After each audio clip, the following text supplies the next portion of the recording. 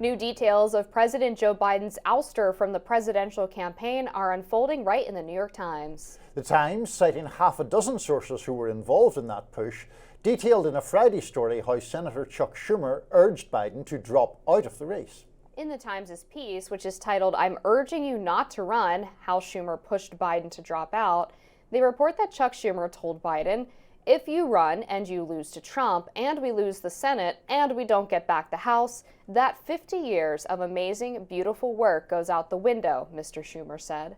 "But worse, you go down in American history as one of the darkest figures." The Times continues, "He would end with a directive. If I were you," Mr. Schumer said, "I wouldn't run, and I'm urging you not to run." Another interesting tidbit from the Times story has to do with Biden's apparent cognitive decline. The Times writes, "For months, Mr. Schumer had been concerned that Mr. Biden was going to lose to Mr. Trump and cost Democrats Congress. It wasn't that he thought Mr. Biden was not capable of the job. During their weekly conversations, the president often rambled, but he had always rambled. Once in a while, Mr. Biden would forget why he called, but Mr. Schumer thought little of it. He was convinced that Mr. Biden could handle the job." Here's a clip of Chuck Schumer earlier this month defending Biden's mental acuity. Leader Schumer, what do you say to Americans who feel as though you and other top Democrats misled them about President Biden's mental acuity? Nope. Look, we didn't, and let's look at President Biden.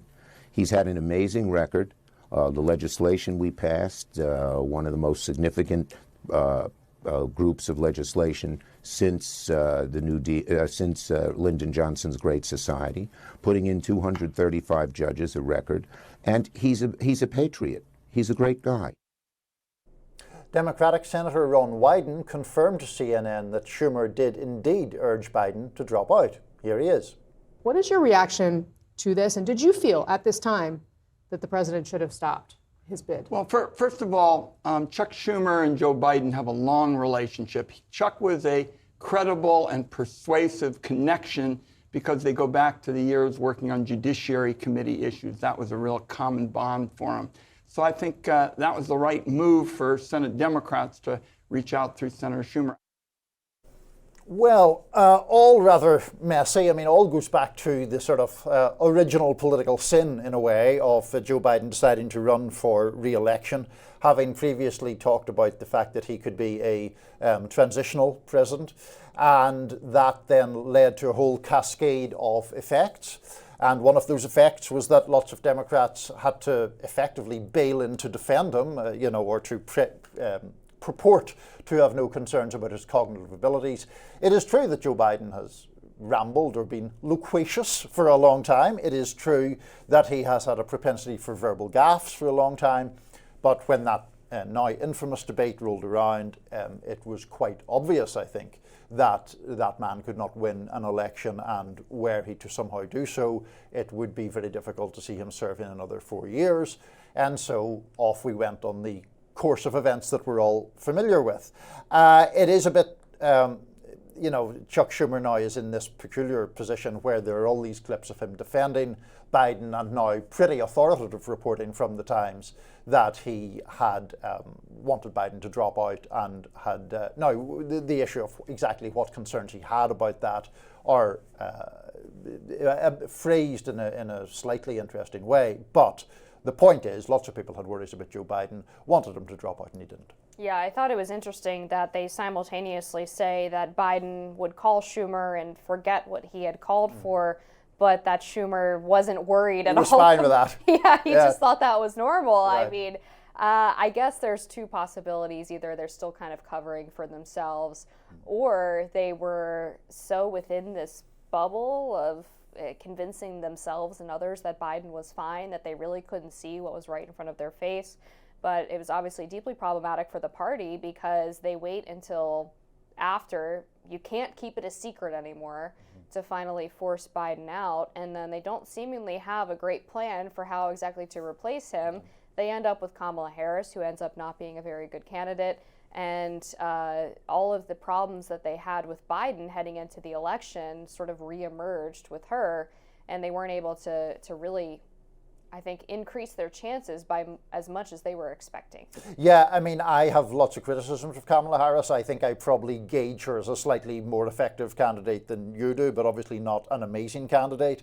And the whole problem, I think, with Biden's refusal to drop out was if he was going to cease to be the nominee, at that stage it was going to be Harris, because to throw her overboard or to leap past her would have caused vast problems in the Democratic coalition, because at a very late stage you would have been jumping over a black woman who was the sitting vice president of the United States, and that was going to cause all sorts of difficulties. I think in a contested primary, if Biden had said, well, I'm going to leave it at one term and whoever's the nominee is the nominee, you would have had, firstly, more testing of Harris herself, but you would also have had the possibility, at least, of someone else emerging. Now, who that would be, we could run down the list.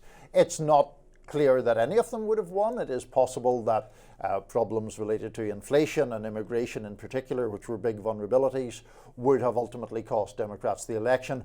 Harris lost the popular vote by a little over 1%, but obviously did lose the Electoral College convincingly, Trump winning all of the 7 key swing states. So I think that the sequence of events that I just outlined there is one that obviously causes Democrats an enormous amount of angst, because they now have this guy who they do view as an existential threat to American democracy back in power, or about to be, come January the 20th, come Monday. And it's like, how could we have avoided that? And Biden staying in office for so long is a central part of that argument. And his public endorsement of his vice president before, according to all reports, the leaders of the Democratic Party outside of Biden, including Obama, Schumer, and Pelosi, had decided how they wanted to proceed once Biden dropped out. He basically painted them into a corner, and there's questions as to whether that was intentional to try to stick it to these people who were running the party when he was supposed to be the leader as the president, or whether it was a well-meaning sort of nod to his VP. And even now, Biden has said in several interviews that he still thinks that he would have beat Trump. Yeah, I know. And it's just delusional. I mean, the guy was polling the worst against Trump that any of his opponents ever have. And I mean, I don't see how he could have viewed any of the internal polling or the polling on the issues as being favorable to him in any way. I just don't understand it. Right, and the whole reason that the Democratic Party went through the ructions it went through was because of the recognition that he was 99.9% certain to lose, especially after that debate. And the combination of age and cognitive issues was something that added to an existing list of inflation, immigration, and also things that really inflamed the left, notably his policy on Israel and Gaza. So look, there was just, I think, the recognition that he couldn't win. It is bizarre to me that he still doesn't see that. I mean, I guess none of us ever see ourselves as other people do, but the idea that he was going to win the election when so many people looked at his apparent cognitive decline, I mean, that was just never going to happen. No, it kind of, I don't know, maybe it was Dr. Jill telling him what he wanted to hear. We shall see. Who knows? Exactly. We still have more topics to talk about in Rising, so stick with us. We'll be back after this.